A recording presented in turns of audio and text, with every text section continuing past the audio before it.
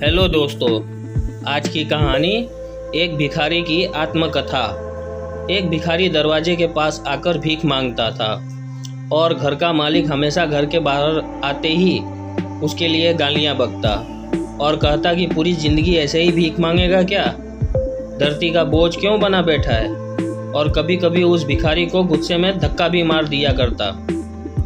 इतना कुछ हो जाने के बावजूद भिखारी के मुंह से सिर्फ यही निकलता कि भगवान तुम्हारे पापों को माफ़ करे।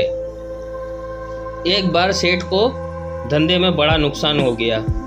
सेठ बहुत परेशान था कि तभी उसके दरवाजे पर वही भिखारी आया।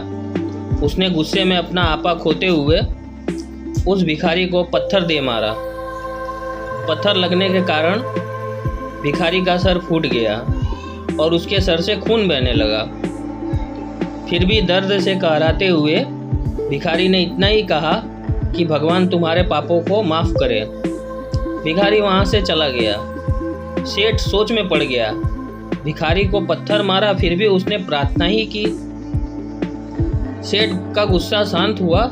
सेठ भिखारी का रहस्य जानने के लिए भिखारी का पीछा करना शुरू कर दिया। भिखारी जहाँ जहाँ जाता सेठ उसके पीछे जाता। सेठ ने देखा कि कोई उसको खाना देता, कोई उसको मारता, कोई अपमानित करता तो कोई गाली देता। लोग भिखारी के साथ चाहे जैसा व्यवहार करते, लेकिन भिखारी सबके लिए एक ही प्रार्थना करता, भगवान तुम्हारे पाप माफ़ करे। अब रात होने को आई थी। भिखारी अपने घर जाने लगा, लेकिन सेठ अब भी उसका पीछा कर ही रहा था। एक पुरानी टूटी हुई खटिया पर एक बूढ़ी औरत लेटी हुई थी। काफ़ी कमज़ोर और बीमार लग रही थी।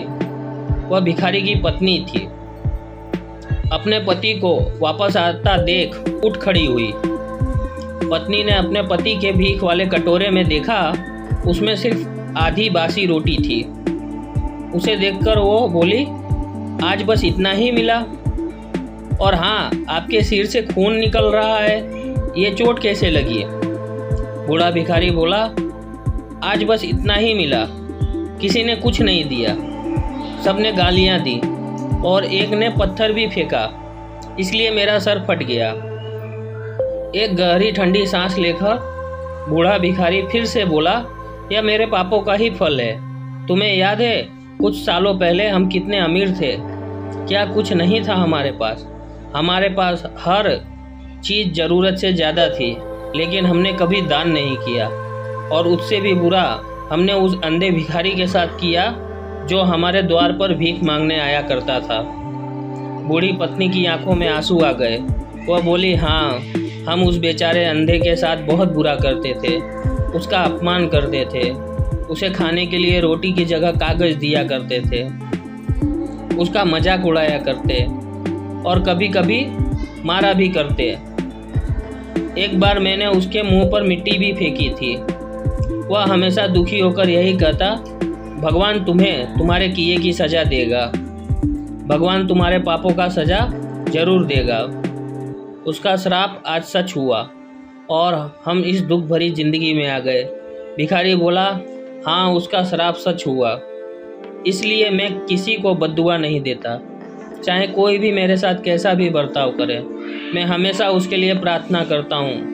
मैं नहीं चाहता कि कोई हमारे जैसे ज़िंदगी का अनुभव करे, किसी को भी हमारे जैसे दुखों का सामना करना पड़े। वही नहीं जानते कि वो कितना बड़ा पाप कर रहे हैं, इसलिए अनजाने में हुए पाप की ऐसी सज़ा किसी को भी मिले मैं नहीं चाहता। सेठ वहीं पर छुपकर यह सारी बातें सुन रहा था। अब उसे सब कुछ समझ में आ गया था। भिखारी और उसकी पत्नी ने वह आधी रोटी मिल बांट कर खाए और भगवान को धन्यवाद बोलकर सो गए। अगले दिन भिखारी फिर से भीख मांगने गया। सेठ के घर के पास जाते ही सेठ ने पहले से ही गर्म रोटियां उसके लिए निकाल कर रखी थी। उसे देते हुए सेठ विनम्रता से बोला, माफ़ कर दीजिए बाबा, मुझसे बहुत बड़ी गलती हो गई। बूढ़ा भिखारी बोला, भगवान तेरा भला करे। इतना कहकर वह आगे निकल गया। कहानी अच्छी लगी हो तो लाइक करें, सब्सक्राइब करें। धन्यवाद।